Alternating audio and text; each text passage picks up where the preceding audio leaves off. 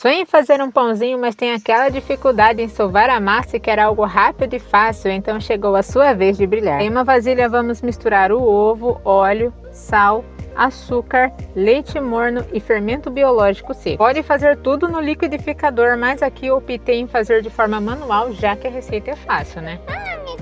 Sim, misturou, entra com uma xícara de farinha de trigo e deixa a massa nesse ponto, grudenta. Em uma forma untada e enfarinhada, despeje a massa, ajeita ela aí de forma bonitinha e deixa descansar por mais ou menos 15 minutos. E toma cuidado que a minha cresceu tão rápido que grudou no guardanapo e ficou essas marcas aí. Nada comprometeu a qualidade do pãozinho, que ficou meia hora no forno pré-aquecido, e chegou a minha vez de brilhar.